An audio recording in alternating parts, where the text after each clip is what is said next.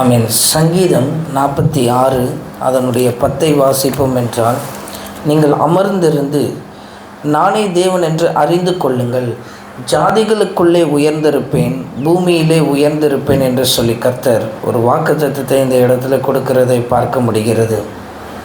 நாம் இந்த மாதத்தில் வெயில் ஜாஸ்தி, உஷ்ணம் ஜாஸ்தி, ரொம்ப கடினமான ஒரு சூழ்நிலை, வெளியே கூட போயிட்டு வர முடியல, அந்த அளவுக்கு உஷ்ணங்கள் இருக்கிறதை பார்க்க முடிகிறது. ஆனாலும் இந்த மாதத்தில் கர்த்தர் சொல்லுகிறார், நீங்கள் அமர்ந்திருந்து நானே தேவன் என்று நீங்கள் அறிந்து கொள்ள வேண்டும். நீ ஓடின ஓட்டம் எல்லாம் போதும். இதுவரை நீ ஓடின, விபிஎஸ்க்காக ஓடின, ஊழியத்துக்காக ஓடின, மற்ற காரியங்களுக்காக ஓடின, எல்லாவற்றிற்காகவும் ஓடின, இது எல்லாம் ஓடினது போதும். ஆனால் கர்த்தர் சொல்லுகிறார் இந்த மாதத்தில், நீ ஊழியத்தில் ஓடினதெல்லாம் போதும்ப்பா, நீ முதல்ல அமர்ந்திருந்து நான் தேவன் என்பதை நீ அறிந்து கொள்.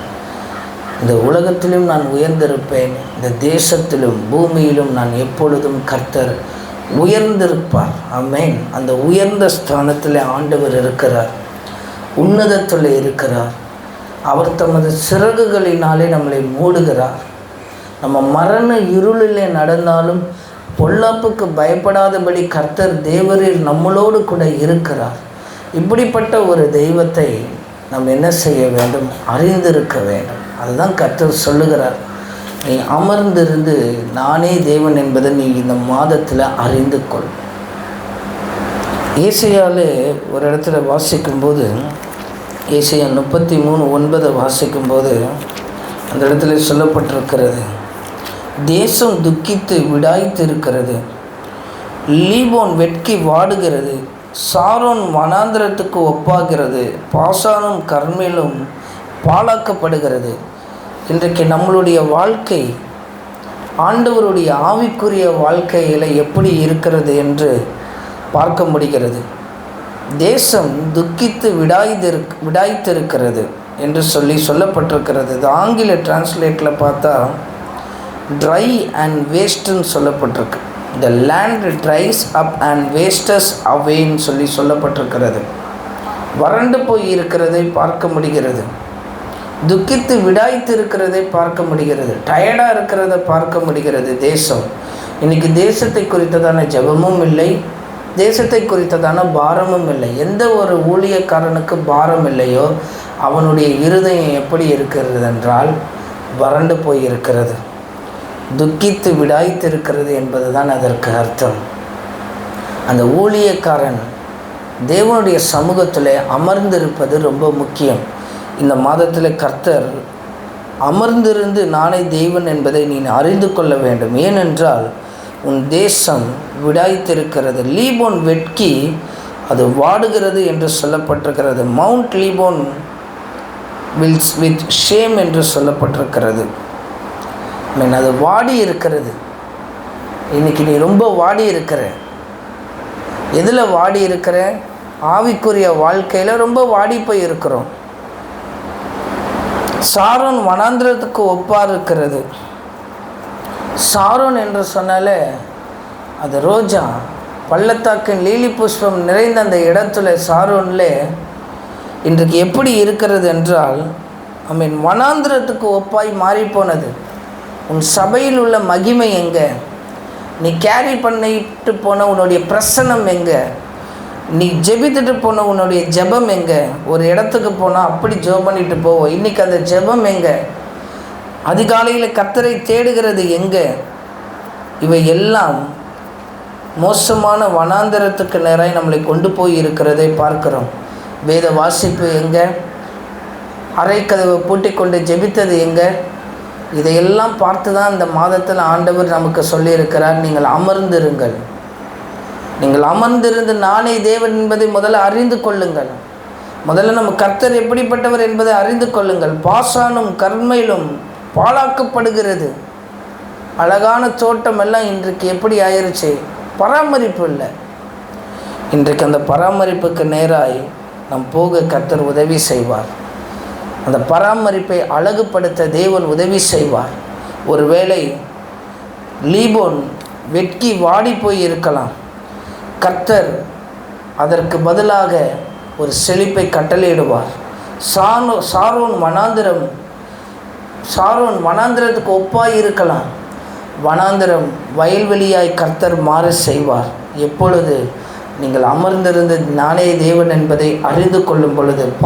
பாசானும் கர்மேலும் பாழாக்கப்பட்டிருக்கலாம், உங்கள் ஜெப வாழ்க்கை பாழாக்கப்பட்டிருக்கலாம்.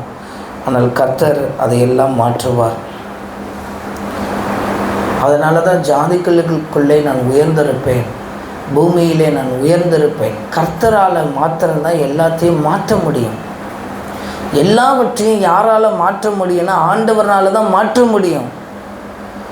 அந்த என்கவுண்டருக்காக காத்திரு. ஆண்டவருக்கு உனக்குமான அந்த ஒரு இசைந்து இருக்கிறதுல காத்திரு, அமர்ந்திரு. ஆண்டவரே, ஒரு என்கவுண்டர் எனக்கு வேணும், ஒரு எழுப்புதல் எனக்கு வேணும். என் வாழ்க்கை மறுபடியும் பாழாய் போய்விடக்கூடாது, லீபோனை போல வெட்கி போயிடக்கூடாது, சாரோன் வனாந்தரத்தை போல மாறிவிடக்கூடாது, கர்மேல் பாழாக்கப்படக்கூடாது. மறுபடியும் அதற்காக நீ அமர்ந்திரு, நான் உயர்ந்திருக்கிற கர்த்தர் என்று சொல்லுகிறார். அதில் 10வது வசனத்தை வாசிப்போம்.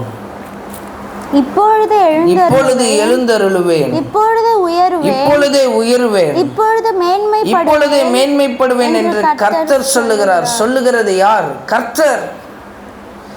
நீ அமர்ந்திருந்து நானே தேவன் என்று நீ அறிந்து கொண்டே இருப்பாய் என்றால் இப்பொழுதே கர்த்தர் உனக்கு எழுந்தருளுவார், இப்பொழுதே உனக்கு உயருவார், இப்பொழுதே அவர் மேன்மைப்படுவார்.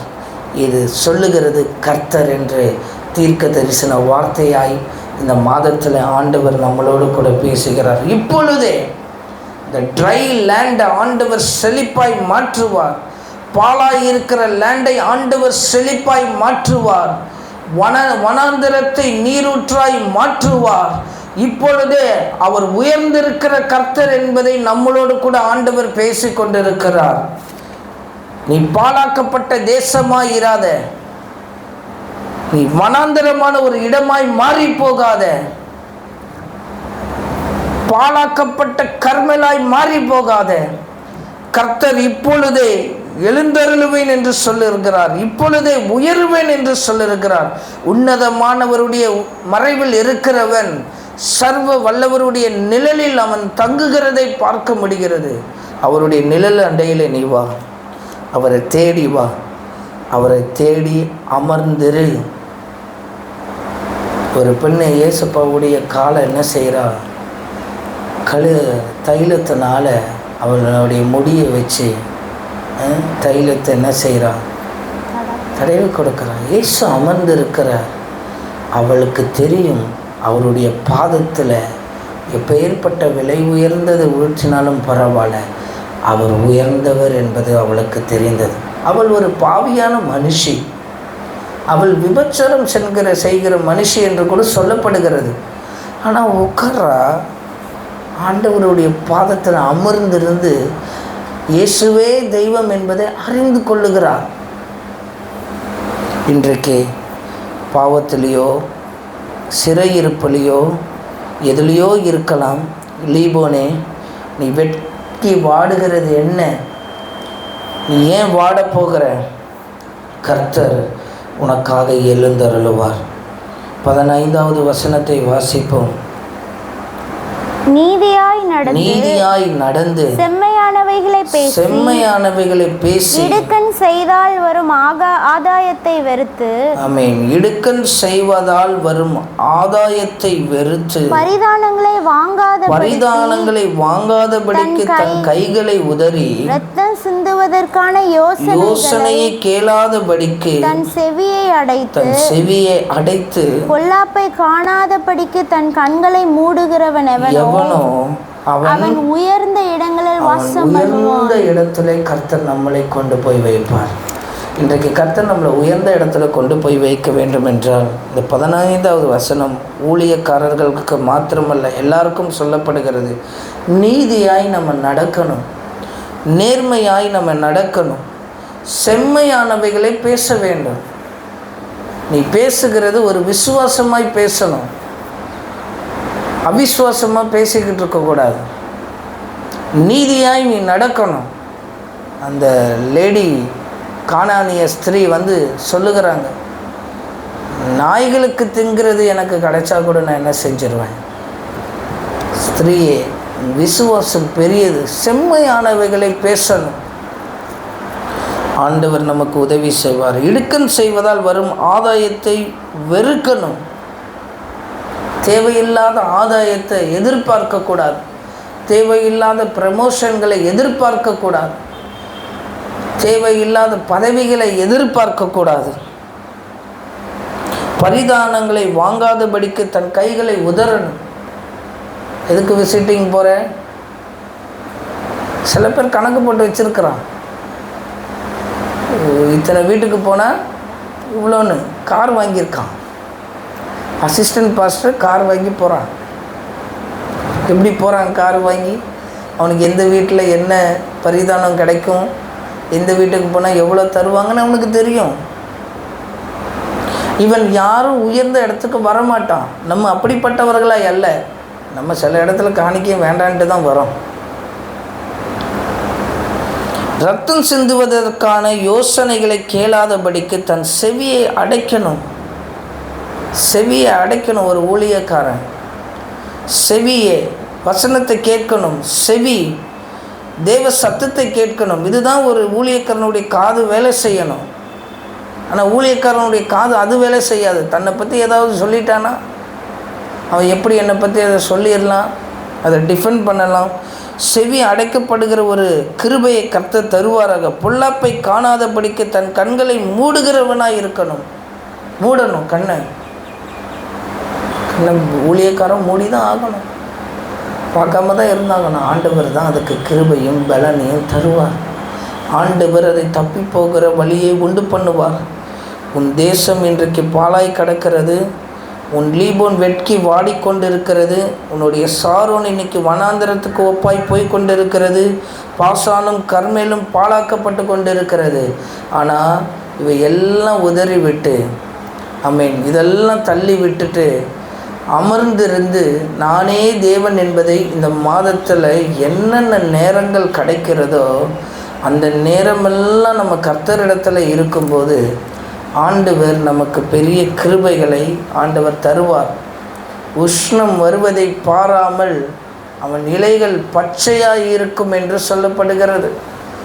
வெயில் வந்தாலும் வரலனாலும் நீ அமர்ந்திருக்கும்போது அது எப்படி இருக்கும் என்றால் அற்புதமாக இருக்க கர்த்தர் கிருபை தருவாராக. அவன்தான் உயர்ந்த இடங்களிலே வாசம் பண்ணுவான். அடுத்து கண்மலைகளின் அரண்கள் அவனுடைய உயர்ந்த அடைக்கலமாகும். அவனுடைய அப்பம் அவனுக்கு கொடுக்கப்படும். அவன் தண்ணீர் அவனுக்கு நிச்சயமாய் கிடைக்கும். ஆனால் யாருமே அமர்ந்திருக்காமல், தேவனை யார் என்பதை அறியாமல் இருக்காமல், தன் அப்பத்துக்காக அலைந்து திரிகிறவனாய், தன் தண்ணீருக்காக அலைந்து திரிகிறவனாய் இருக்கிறவனை தான் இன்றைக்கு பார்க்க முடிகிறது. அதை தான் கர்த்தர் சொல்லுகிறார், உன் அப்பம் அவனுக்கு கொடுக்கப்படும். அவனுடைய அப்பம், உனக்குரிய அப்பம் உனக்கு வரும். உனக்குரிய ஆசீர்வாதம் உனக்கு வரும். உனக்குரிய உயர்வு உனக்கு வரும்.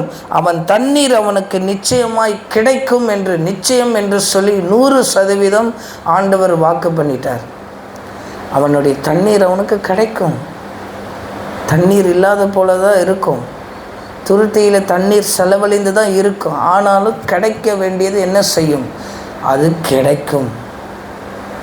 வாய்ப்பை தேடி ஓடாத, வர வாய்ப்பை விட்டுறாத. வாய்ப்புக்காக தேடாத, கிடைக்கிற வாய்ப்பை விட்டுறாத. உன் அப்பத்தை, அது உனக்குரிய அப்பம், அது உன்னை தேடி வரும். உனக்குரிய ஆடு உன்னை தேடி வரும். உனக்குரியது நமக்குரியது தேடி வரும். நமக்குரிய தண்ணீர் கிடைக்கும். அது சீக்கிரமாக எடுக்கிறதும் லேட்டாக எடுக்கிறதும் நம்மக்கிட்ட தான் இருக்குது. எவ்வளோ சீக்கிரம் ஒர்க் பண்ணுறோமோ அவ்வளோ சீக்கிரம் நம்ம என்ன செய்யலாம்? நம்ம அப்பத்தை பிடிச்சிடலாம். நம்மளுடைய உயர்வு நமக்கு இருக்குது. அது சீக்கிரம் பிடிக்க, கேட்ச் பண்ண உதவி செய்யணும். 14 வயசு ஒரு பையன் சீக்கிரமாக அதை கேட்ச் பண்ணுறான். அந்த உயர்வை, அவனுடைய டேலண்ட்டை வெளியே கொண்டு வரான். 14 வயசில் அதை கேட்ச் பண்ணுறான். சீக்கிரமாக அவனுக்கு என்ன செய்யப்படுகிறது? அவனுக்கு அடுத்தடுத்த வாய்ப்புகள் ஏற்படும். ஒரு உலகத்தான் அதை செய்கிறதை பார்க்குறோம். இன்றைக்கு ஆண்டவர் ஏற்றுக்கொண்டு எத்தனை வருஷம் ஆகுது, நம்ம எவ்வளோ அதை செய்ய வேண்டும் என்பதை நம்ம யோசித்து பார்க்கணும். இந்த மாதத்தில் ஆண்டவர் நம்மளோடு கூட சொல்லுகிற ஒரு காரியம், நீ அமர்ந்திருந்து நானே தேவன் என்பதை நீ அறிந்து கொள். நான் உயர்ந்திருக்கிற கர்த்தர். நீ பாழாக்கப்பட்டிருக்கலாம், துன்பப்படுத்தப்பட்டிருக்கலாம், துயரப்படுத்தப்பட்டிருக்கலாம், வேதனைப்படுத்தப்பட்டிருக்கலாம், கைவிடப்பட்டிருக்கலாம், என்ன வேணால் பண்ணியிருக்கலாம். ஆனால் நீ அமர்ந்திருந்து ஆண்டவரே தேவன் என்பதை நீ அறிந்து கொள்ளும்போது ஆண்டவர் இந்த மாதத்தில் நான் தேவன் என்பதை ஆண்டவர் உனக்கு காட்டுவார். உனக்கு கொடுக்க வேண்டியதை ஆண்டவர் கொடுப்பார். உனக்கு வர வேண்டியது வரும். அது தடைப்படாது. அது வாய்ப்பாக இருக்கலாம், எதுவாக இருக்கலாம். இந்த மாதத்தை நல்ல யூட்டிலைஸ் பண்ணி ஆண்டவரே என் நேரங்கள் எல்லாம் அமர்ந்திருக்கிற நேரமாய் மாறணும். ஆமீன். என்னுடைய காரியங்கள் எல்லாம் தேவனை பற்றினதாய் மாறணும். என் செவிகள் எல்லாம் அடைக்கப்பட வேண்டும் என்று சொல்லப்பட்டிருக்கிறது. தேவ சத்தத்தை கேட்க, ஆமீன், ஆண்டவருடைய வசனத்தை கண்கள் பார்க்க இந்த மாதம் ஆண்டவர் நமக்கு சொல்லுகிற காரியம் நல்ல ஒரு ஆசீர்வாதம். இந்த மாதம் முழுவதும் நம்ம தியானிக்க போகிற காரியம் அமர்ந்திருக்கிறதை குறித்து. அமர்ந்திருக்கிறதுல 2 வகை இருக்குது. ஒருத்தன் அமர்ந்திருந்து தோற்று போனவனும் இருக்கிறான், அமர்ந்திருந்து ஆண்டவரால் நடத்தப்பட்டவனும் இருக்கிறான். இதை குறித்து தான் இந்த மாதத்தில் பார்க்க போகிறோம். அமர்ந்திருக்கிறதான சத்தியம் என்ன, உட்கார்ந்து இருக்கிறதற்கான சத்தியம் என்ன? இந்த வேதத்தில் பார்க்கிற தேவ மனுஷர்கள் எல்லாருமே ஒரு இடத்துல உட்கார்ந்தவர்கள். யாருமே அமர்ந்திருக்காமல் அந்த அனுபவத்தை பெறாமல் இந்த வேதத்தில் எந்த ஒரு உயர்வையும் இதில் பார்க்க முடியவில்லை. யோசேப்பு அவன் சும்மா போய் அந்த இடத்துல அமரலை. அவன் அமர வேண்டிய இடம் குழி. ஒரு காலம் கழித்து அவன் உட்கார வேண்டிய இடம் சிறைச்சாலை. சில காலங்கள் கழித்து தான் அவனுக்கு அந்த அமர்வதற்கு ஒரு சீட்டு கொடுக்கப்படுகிறது. யோசுவா ஆசாரிப்பு கூடாரத்தில் உட்கார வேண்டிய ஒரு காலம் அமர்ந்திருந்தான் தேவனுடைய கூடாரத்தில். அதற்கப்புறம் தான் அவனுக்கு பங்கு பிரிக்கிற ஒரு ஊழியம், மோசேயோட பயங்கரமான ஒரு யுத்தம் பண்ணுகிற ஒரு ஊழியத்தை அவனுக்கு ஆண்டவர் கொடுத்தார் என்றால் சும்மா கிடையாது, சாதாரணமாக வரலை. அமர்ந்திருக்கிற காலம் இருக்கிறது. இதை தாண்டாமல் அதை என்ன செய்ய முடியாது, பெற முடியாது. தாவீது அதை தான் சொல்லி கொடுக்கிறார் நமக்கு. அதனால தான் தாவீதுடைய அதை எழுதியும் வைத்திருக்கிறார். நீங்கள் அமர்ந்திருந்து நானே தேவன் என்பதை அறிந்து கொள்ளுங்கள். நான் தேசத்திலும் உயர்ந்திருப்பேன், பூமியிலும் நான் உயர்ந்திருப்பேன். அவர் உயர்ந்தவர் என்பதை அறியணும். அவரை அறிகிற அறிவின் மேன்மைக்காக எல்லாவற்றையும் அவர் அறிகிற அறிவின் மேன்மை நமக்கு இருக்கணும். அவர் அறிகிற அறிவின் உணர்வு நமக்கு இருக்கணும். இந்த மாதத்தில் அவரை பற்றி அதிகமாக அறிந்து கொள்ள கர்த்தர் உதவி செய்வார். போதும். இந்த மாதத்தில் மற்ற காரியத்தை குறித்து ஆராய்ச்சி செய்துவதை விட தேவன் எப்படிப்பட்டவராய் இருக்கிறார் என்பதை ஆராய்ச்சி செய்யும்போது, அமர்ந்திருக்கும்போது கர்த்தர் நம்மளோடு கூட இடைபடுவார். ஆண்டவருடைய பிரசன்னம் நம்மளை நிரப்பும். சில வேளையில் நான் அப்படி தான் அமர்ந்து தான் இருப்பேன். சில வேளையில் ஜெபிக்க முடியாத வேளையில், கோபமாக இருக்கிற வேளையில், சில சூழ்நிலையில் உட்காரும்போது தேவ பிரசன்னம் அந்த இடத்துல கொஞ்ச நேரம் அமைதியாக இருந்தால் போதும். ஆண்டவருடைய பிரசன்னம் அந்த இடத்துல வரும். உன் தனிமை அவருக்கு வேண்டும். உன்னுடைய வாழ்க்கை அவருக்கு வேண்டும். நீ அமர்ந்திரு. தேவன் பெரிய காரியத்தை உன் வாழ்க்கையில் செய்வார்.